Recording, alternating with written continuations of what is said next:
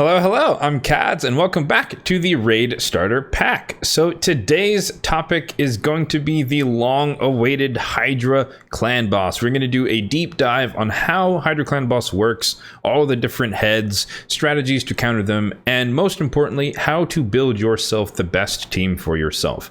Obviously, there are many good Hydra champions or even average Hydra champions in the game, so it's going to be impossible to tell you exactly what the best team, air quotes, is. But hopefully, after watching this video, you guys will have a better idea of what champions to look out for and what abilities synergize the best to make yourself the best team that you can. Now, interestingly enough, one of the reasons I wanted to make this video is because I put out a poll last month on my community tab page, and you can check that out. I do polls here and there every now and then, and I asked you guys which area of the game was your primary focus and for progression, and over half of you, 121 votes, but over half of you said Hydra Clan Boss, and then about 1/5 said Curse City, 1/5 said Faction Wars, give or take. So predominantly most of you are trying to progress in Hydra Clan Boss. Hopefully you will find this deep dive, this breakdown, super helpful for that progression. Now, considering that this is going to be a comprehensive guide, it might be pretty lengthy, so feel free to skip around using the timestamps in the description box down below to find the parts that are most applicable to your situation. So for starters, let's talk about what each of the heads do. There are currently 6 heads, and any given rotation starts off with 4, but any of the 6 can spawn whenever you decapitate heads, so I recommend being prepared for any and all heads. I know some people have the idea that they're going to mix and match their team comps depending on which are the starting 4 heads, but in my opinion, because any of them can spawn at any time, you're going to want a team that's robust enough to be able to handle all 6 heads in whatever order they might happen to spawn, because it will effectively be random and no Hydra battle is going to be exactly alike because of the random order in which the heads will respawn. On the lower difficulties, you're more likely to get the same heads as the starting ones to respawn, but as you move up in difficulty, you're more likely to get the other ones. So again, be prepared for any and all of the heads to spawn at any given time. That's just my personal recommendation. Now, in preparation for this video, I did use all 3 of my Hydra keys, so I cannot show you the heads and their skills in the boss guide that is provided by the game. So we are going to be using hellhades.com in order to talk through each of the heads. So starting things off, we have the head of Torment, which is probably one of the most annoying, at least up there in the discussion. And he is notable because anytime you attack this head and you are not under a Veil or Perfect Veil buff, you will have True Fear placed on whoever is the attacker. And True Fear, for those who are less familiar, just means that you have a 50-50 chance to miss your turn, and whatever skill you tried to use will go on cooldown if that True Fear does proc. So it's a huge gamble, and that can literally end runs if you just miss in a crucial ability at the perfectly wrong time. In terms of weaknesses for this head, we already mentioned it. If you are under Perfect Veil or Veil, then you negate the fact that you're going to place True Fear on yourself, but also you can run champions like Tuhanarok, Doom Priest, High Mother Mod if you've unlocked her already, who have a passive where they cleanse a debuff off your allies every turn, and so that can get rid of the fear provided they're at the top of the turn order. And then of course there is Inquisitor Shemael, who has a broken passive, or a notable passive, that he basically consumes all True Fears and turns them into turn meter for your lead champion. Next up, we have the head of Suffering, who can be a quite sneaky head if you aren't paying attention to what he does. He does have reflect damage and ally protection, so he can kind of soak damage for all the other heads. That's primarily his role. He's a tank, if you can think of it that way. He does have an extra turn in his kit, meaning that he can get 2 turns back to back, which can be really bad if he is about to consume a champion, because he can just literally eat them in one go. He also has a single target provoke ability, and he has a hidden passive where he just increases the resistance of all heads by 50%, meaning you're going to need additional accuracy to actually land debuffs when this head has spawned. I believe this head also has the most amount of defense across all the comps, therefore he's going to take the least amount of damage just from raw hits, but he is very weak to block buffs, of course, because that would block the reflect damage and that would block the ally protection that he's going to place on other heads. And he's also very weak to Brimstone because he's one of the few heads that has 2 active abilities, meaning that if he goes for the back-to-back turn and Brimstone is on this particular head, you're going to get both procs guaranteed on him. Next up, we have the head of Mischief, everyone's favorite run-ending head for sure. So the head of Mischief is infamous because of his passive, where he will redirect, or he has a 75% chance to redirect attacks to any other head, meaning he's very, very hard to target unless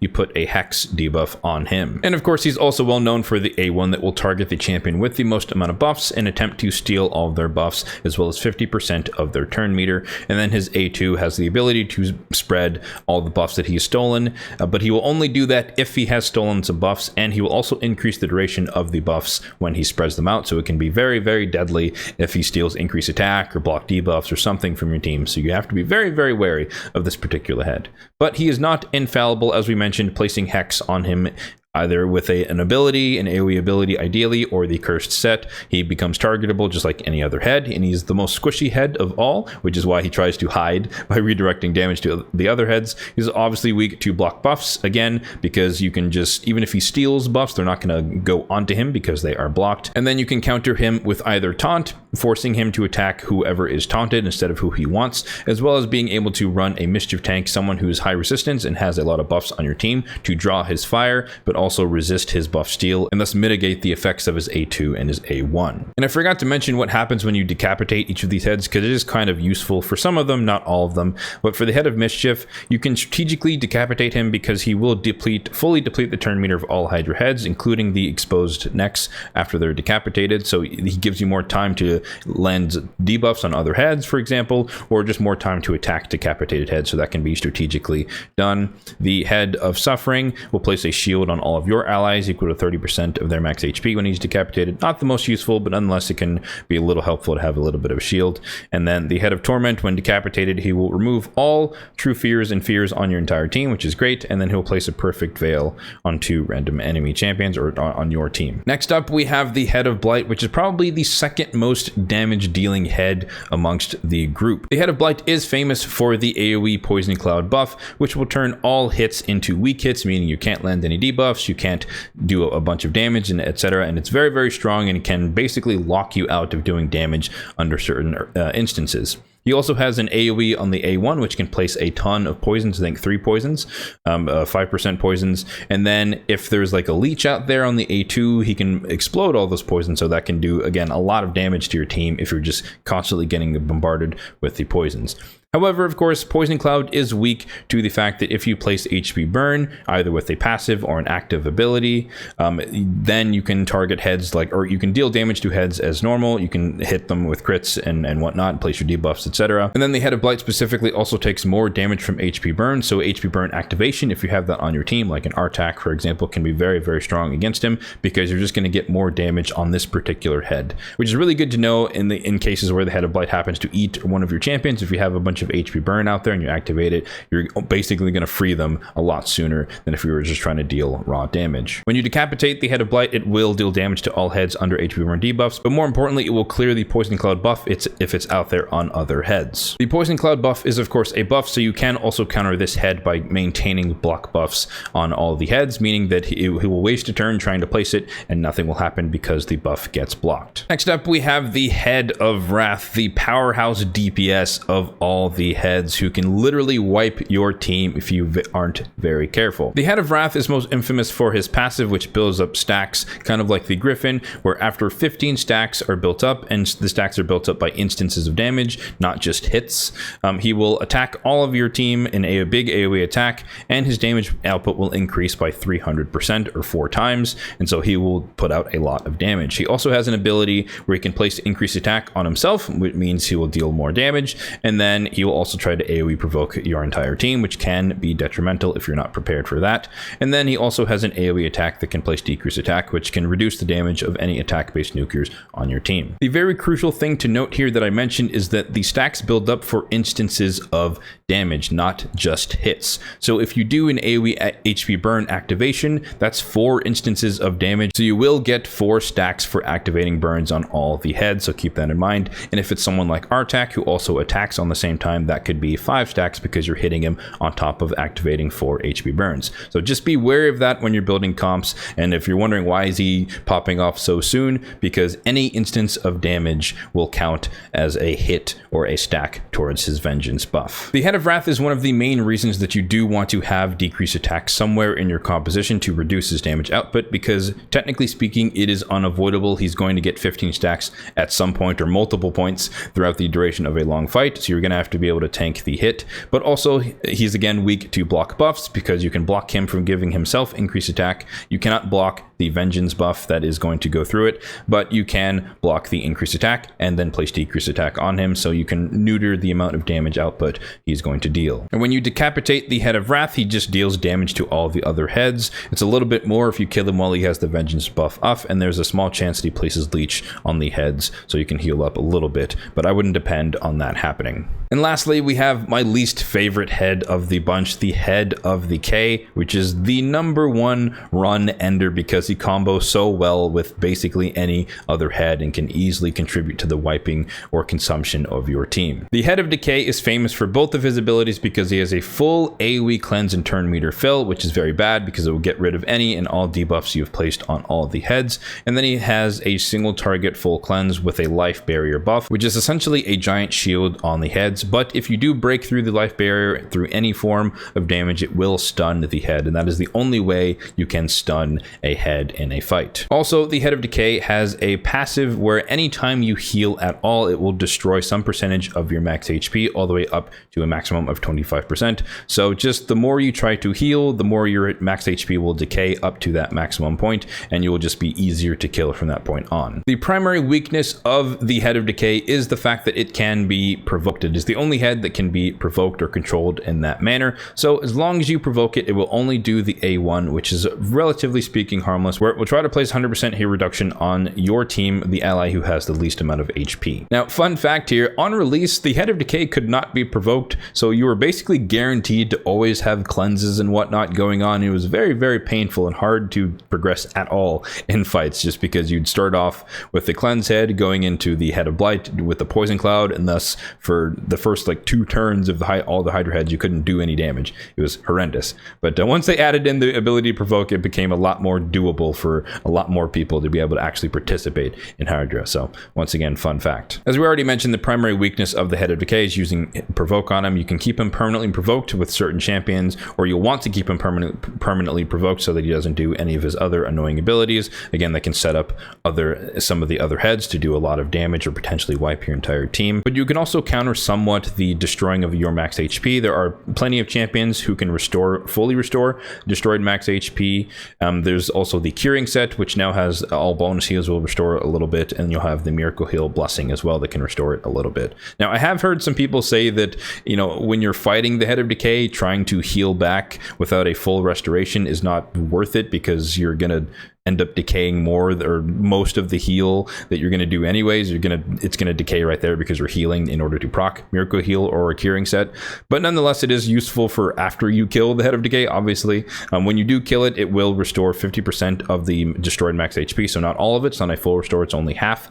But from then on, if you have a curing set on someone, or if you have miracle heal, then you can slowly build your way back towards having full max HP again until the Head of Decay respawns and the cycle begins again. So now that you have an understanding of how each of the heads work and what they do, let's talk about how you deal with them in terms of building a team composition that can handle majority of what the heads throw at you. I took the trouble of going through all the debuffs, buffs, and instant effects in the game and cataloging them into categories of things that you really should have in a good Hydra team, things that will be nice to have, things that are bonuses, and things that are basically useless. Now, the big caveat here is that not having any one of these buffs or debuffs does not mean you cannot have some success in Hydra Clan Boss at all. If you're just starting out, you're not going to have everything covered, and you're just going to have to make do with what you have. But we're talking about something to strive for, something to look out for in certain champions kits and whatnot, and slowly but surely you can accumulate all of the good ones into a cohesive team. So in my opinion, I think you should always start off with the debuffs, because without a good amount of debuffs, you're not going to be able to do very well regardless of difficulty.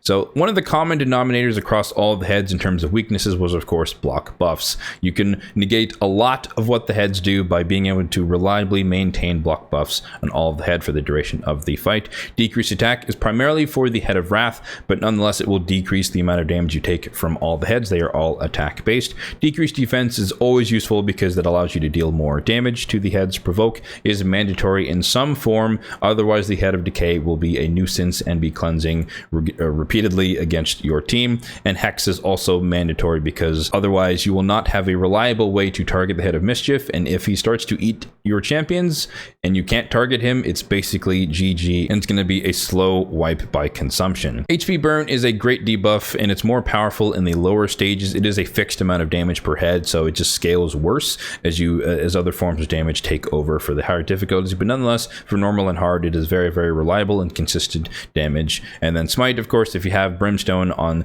a handful, 1 to 2 champions on the team, depending on the head it lands on, it can do a lot of damage. Again, suffering being the primary or the best target for it, but if it lands on the Head of Decay, for example, because you're keeping him provoked, ideally he's never going to take advantage of the smite because he's not using active abilities. So keep that in mind for the smite debuff. Decreased speed is also important because it just allows you to get ahead of the heads. You'll take more turns, which allows you to do more of your abilities and do more damage, and they will just take less turns, which would just give you more time in between them consuming your champions, allowing, again, what we said, more damage, more turns for debuffs, etc. So we'll do a case study later about how to combine all of these things into a cohesive team, but nonetheless, these are the primary debuffs you should be trying to incorporate into every team, minus HP burn, because again, if you're progressing into the higher levels of difficulty, other forms of damage start to take over. But nonetheless, having an HP burner is, again, free damage overall. So the nice to haves for debuffs: decreased accuracy, somewhat underrated. It's not mandatory,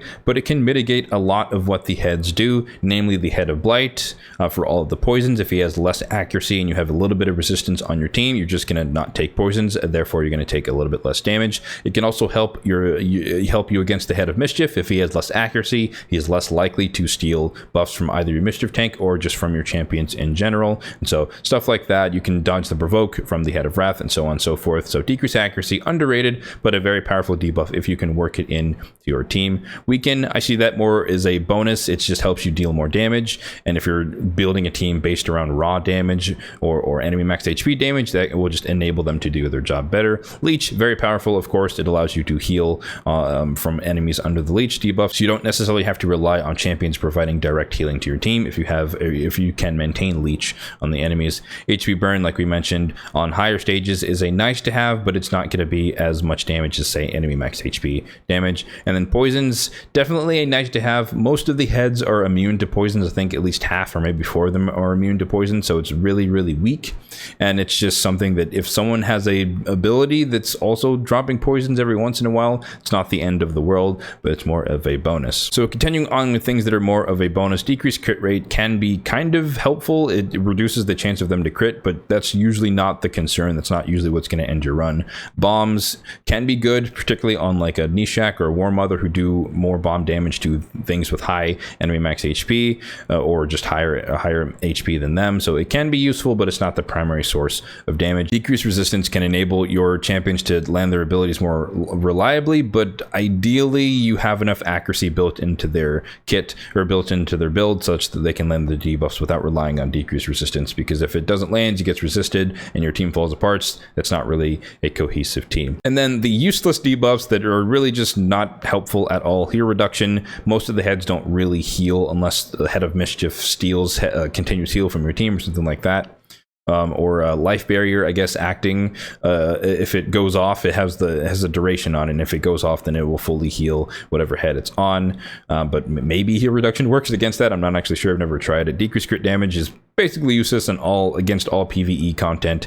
It reduces the amount of crit damage they do, but again, most bosses don't usually kill you with crits, so it's just not going to be handy, and you're wasting, so to speak, a debuff slot. And then obviously they're immune to basically all forms of crowd control outside of the Head of Decay being susceptible to to provoke. For the buffs, you can see the list of must-haves is relatively short because I think a lot of them, whatever you can get, are nice to have and can be useful depending on the composition and the team that you're running them with. Veil, there's a kind of an asterisk here where obviously if you have no other way to deal with the Head of Torment, then having Veil on your team is mandatory because otherwise you're just going to be consistently true feared, which can majorly mess up your runs depending. I guess it's RNG whether or not it messes up your run, but you know, over a long fight you're just going to miss a lot of abilities, which is going to mess up your run. So if you have no other way to deal with Head of Torment, then you're going to need some form of Veil, but if you have one of the alternative ways we talked about, then Veil is not useful or necessary at all. Nice to haves, block debuffs. This is a very dangerous buff. It can protect you from provokes and decrease attacks and weakens and poisons and whatnot, but if it starts to get stolen and spread, you can be in a world of hurt because then you can't land your debuffs back on the head. So be careful if you are running that. Make sure you have a reliable Mischief tank and or have or can maintain block buffs on all the heads. Increased attack is great. If you have attack-based damage dealers that do more damage, increased defense, you'll take less damage regardless, but also will power up some defensive-based champions. Increased speed helps you go faster. Same thing, the inverse of decreased speed. It can be beneficial in that regard. Increased accuracy can help you land more of your abilities. I wouldn't necessarily rely on it, but if you do have it in your comp, it is nonetheless a bonus. Shield, you'll take less damage. It's always helpful. Revive on death, hard to rely on, but nonetheless, if someone's about to die and they get revive on death, or they have revive on death, they'll come back to life, and you don't need a true revive to bring them back to life. But bear in mind, they will be revived with only 30% of their max HP. Ally protection can be very, very strong for damage mitigation, but with the Head of Wrath, you can also take a significant amount of damage, and so your ally protector is susceptible to dying. So keep that in mind. Again, these are things to consider when you're building your team. Strengthen is always good, helps you just take less damage, 25% less. Increased resistance can help you resist some of the bad debuffs that the heads can place on you. Again, I wouldn't rely on it, and if the 3% chance happens that this gets stolen and spread around, then you're gonna have a really hard time placing your debuffs back on the heads, so that can be very bad. So, you know, grain of salt, same thing with block debuffs. Taunt, relatively new buff, but it can control where some of the single target heads attack. It can also prevent your champions from being devoured if the taunt champion is not the one who is next in line to be devoured. So that is one way to sort of cheese Hydra clan boss by maintaining taunt the entire time, and thus no one on your team can ever be devoured, and you can just run all the way out to the turn limit. Continuous heals, always nice if you have heals, but again, if it gets stolen and spreader, you're going to start healing the heads, which can be bad because they're going to stay alive for longer. Some of the bonus things, increased crit rates. I never recommend building teams around increased crit rate buffs because that means that your champion doesn't have full crit rate on their own, and for most purposes, most champions are used somewhere else in the game, not just that specific location, so you're going to want them to have full crit rate if they do need it. Increased crit damage, again, is nice, helps power up your damage dealers of all types, so if you have it, it's a nice bonus. Counterattack can be a nice bonus.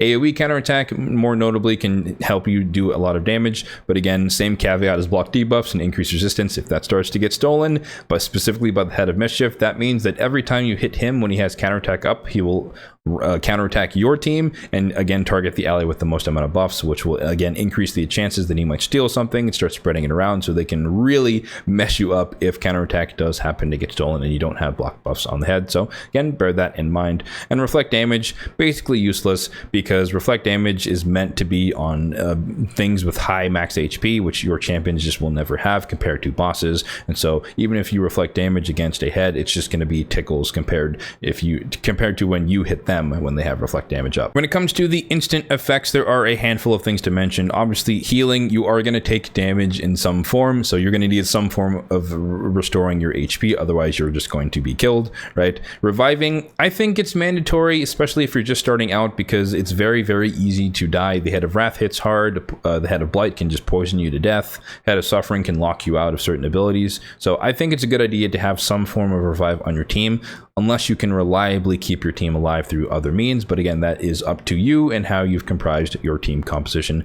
Cleansing, it's kind of marginal as far as whether that's a must-have or just a nice-to-have. I think it's more of a nice-to-have, but nonetheless, it can get rid of, again, all of the debuffs, the bad debuffs that the heads can place on you, and it can just keep your team running efficiently against true fears and other stuff like that.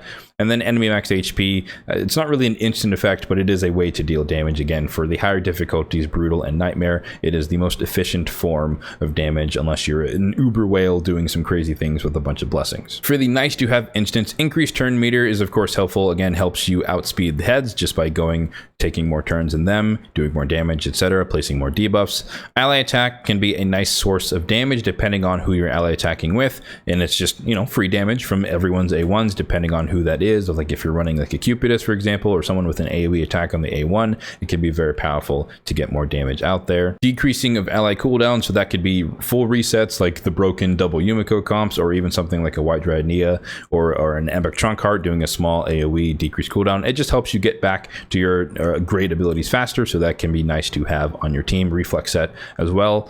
Extra turns, either built into the champion's kit or a relentless set, can again help you just cycle through your abilities. But bear in mind, taking extra turns runs through your buffs. So if you're relying on increased defense and strengthen, for example, or ally protection to reduce damage, and you're running through those buffs, you're going to be, you know, naked in terms of buffs on your champion, so they might be more susceptible to dying. So keep that in mind, another consideration. Increasing buff duration is handy because it is a way to keep your or maintain your buffs for longer, particularly powerful with Veil, because most Veil champions, perfect Veil champions, have it on a 4-turn cooldown and it lasts for 2 turns. So being able to extend that allows you to almost permanently keep up Veil on your team if that's the strategy you're going for. HP burn activation is essentially the same thing as HP burn, but you're activating instead of waiting for it to tick on the head, so it's just more damage. Again, nice to have if you have that on your team. Debuff spread can be useful because you can take debuffs from one head and put them on another, which again can be strategically or advantageous. Decreased buff duration, I'll kind of include this with buff strip and buff stealing. Again, they're nice to have, but if you have, or if you're maintaining blocked buffs, which you should be as much as to the best of your ability, you don't really have to worry about having those in your team. But nonetheless, if you have an unreliable source of blocked buffs and you have some way to decrease the duration of the enemy buffs or just strip them off or steal them or whatever, that can be useful for maintaining the integrity of your run. And then of course, increasing debuff duration on the enemies can help you maintain your debuffs up for longer, which is again advantageous for a multitude of reasons. And lastly, we have the useless instant effects. Obviously, all the heads are immune to decreased turn meter effects, outside of, you know, killing the head of Mischief. That will deplete head turn meter. You cannot destroy their max HP, so that's basically useless. Destroy set's not going to do anything. Any abilities that destroy max HP will not work on the heads. And of course, you cannot increase the cooldown of their abilities. You cannot lock them out with a warlord or whatever. So this list is somewhat subjective. These are my opinions on all of the buff, debuffs, and instant effects on the game. You can let me know if you disagree and you want to move things up or down on this hierarchy. But from my experience, this is where I found the most value as far as focusing on most of the green things and taking all of the blue things as a bonus if they pop up within a champion's kit. The last thing I wanted to do for this video was put all of what we've talked about into practice and show you the thought process behind me building my Brutal team, which is a fairly recent addition to my Hydra team compositions. For a little bit of context, I've had a Nightmare team for a long time now, at least a year or so, and you can see it here if you wanted to take a gander. We have a Nekomothar, you can't see, but he's in a taunt set or provoke set, so he's a backup provoker. We have Tohanarok, which does a bunch of amazing things, but she's also a Mischief tank. We have Gizmak the Terrible in there, HP burn activation, primary role. Python is our cleanser, healer, block debuffs, reviver in case anyone dies. Mishinaki, primary DPS, but also provides hex decrease attack. And then Husk is our primary provoker in Relentless, and also has enemy max HP damage. So that's a short summary of what that team does. There's a lot of more nuances to each of their abilities. We're not going to deep dive that team, but the point being that my Nightmare team has been set, and I've been iterating on Brutal and Hard for a while to find the right teams. And more recently, I wasn't too happy with where my Brutal team was at, and by proxy, my Hard team wasn't up to snuff, just because I put my best of the best champions on Nightmare, my second best in Brutal, etc., all the way down to Hard. So what I ended up doing was scrapping both my Hard and Brutal team as they were, as I was trying to mix and match champions to make them work, and I just started from a clean sheet of using any champions on my account, starting off with Brutal, excluding the ones that I already use in Nightmare. So this was actually the debut of my Brutal team, this first iteration of how I reworked it, and you can see we did a whopping 223 million damage, which I'm pretty proud of, I'm pretty happy with. It's not, you know, billions of damage like some other higher, you know, Krakens and whales and whatnot, but nonetheless, I'm happy with that level of damage for at least being a free-to-play endgame player. So you can see here the total team performance breakdown. We have Airstream Dreamsong, recent fusion, definitely underrated, and she put out 43 million damage, so I'm very, very proud of. She is built for damage, so that's part of the reason. But she's also in Relentless and Perception. We have Mighty Uko, another previous fusion champion, 14 million damage, and he's in Provoke set, so he is one of our backup Provoke champions. We have Contra the Cyclone, who does a lot of debuffs, a lot of random ones in Relentless. She's our primary provoker, also has the Cruelty Blessing for reducing enemies' defenses. We have Ugo in there for block buffs primarily, but also a little bit of healing, cleansing going on, Miracle Heal on her, noteworthy Reflex set on her.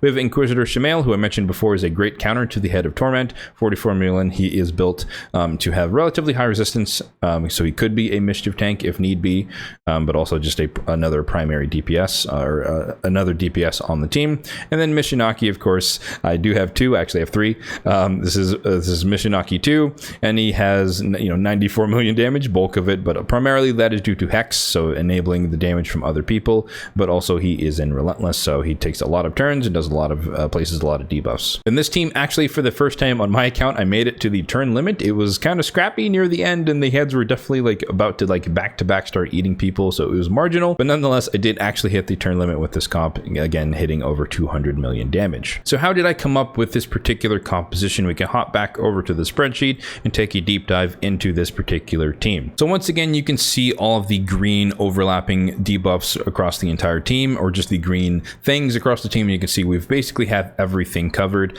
but I want to break it down even further and talk about how I comprised this composition together. As I mentioned in previous videos, as soon as Airstrid came out, I knew that she would be beautifully paired with Ugo, and so I knew that was going to be the cornerstone of this composition. So we had Ugo and Airstrid already on the team. That means that we had block buffs, decreased defense, which is great. We have some healing, a little cleanse, and then we had increased speed, increased attack, decreased speed, and weaken, and a little bit more healing. So that's a lot of what we need already across two champions. Because we were bringing in an increased attack champion, it made sense to also add in Inquisitor Shamael to the mix because he is attack based, so he's just going to do more damage because of that. And then again, of course, he also counters the Head of Torment, so he is one of the options to deal with that. So those were the starting three for the composition. After that, obviously, we need some form of provoke and we need some form of hex. So starting off with the hex champion, of course, Mishinaki comes in, amazing hex champion, and of course everything else he does, the buff strip, decreased defense, decreased attack. So it's redundant. A lot of his kit is redundant, in fairness, like decreased defense, Ugo has it, so it's not mandatory. Decreased attack, we get that from other champions we'll talk about, and so he doesn't really need it. But notably, he has the HP burn, which can effectively be an AoE if you get hex out long enough and he ally attacks a bunch of times, and then also bringing in the brimstone occasionally can do some damage. And then ally attacking, of course, when he does it, it's just more damage, right, on whoever does it. But the buff strip is also handy for in a pinch where block buff doesn't land, it gets resisted, or we get a rogue cleanse because we don't land the provoke, etc. He can come in and just slap all the buffs off of the Head of Wrath or the Head of Mischief, etc. So after those 4 slots, the only thing we're really missing was a way to control the Head of Decay, and so I wanted to bring in Contra the Cyclone, who I've used across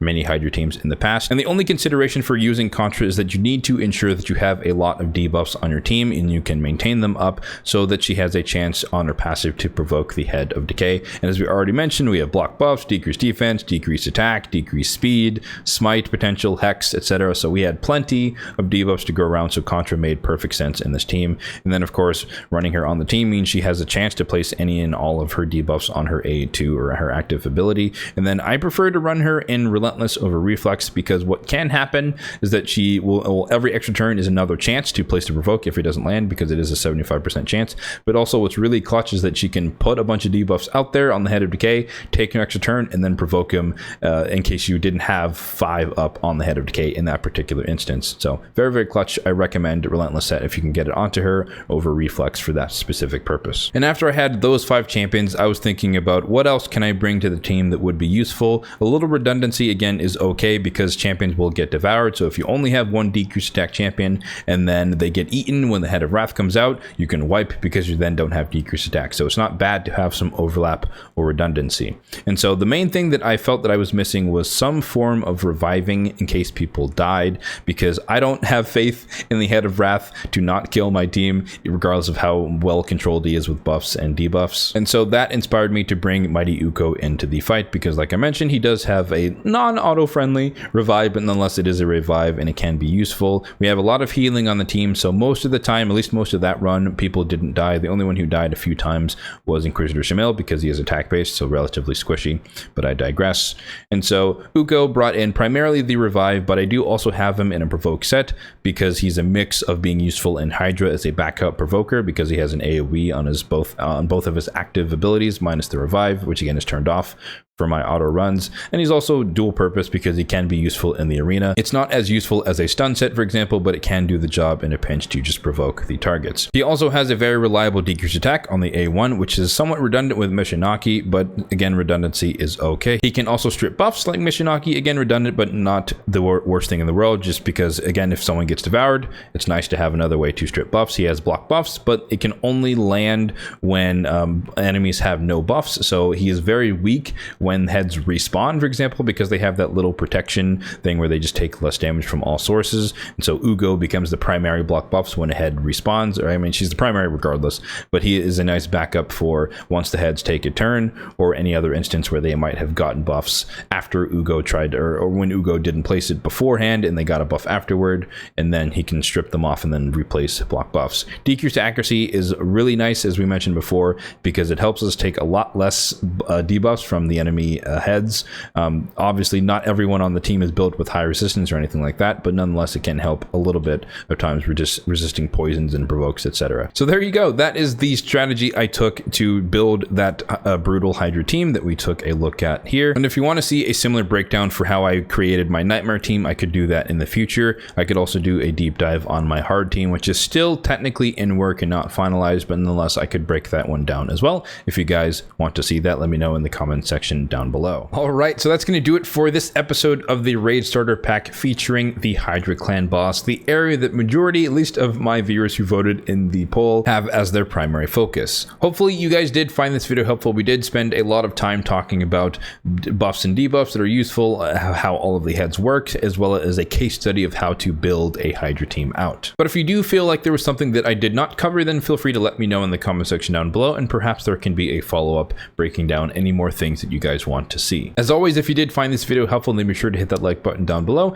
and if you did enjoy the video, then be sure to subscribe to the channel for more content just like this one in the future. Thanks for watching, and have a good one.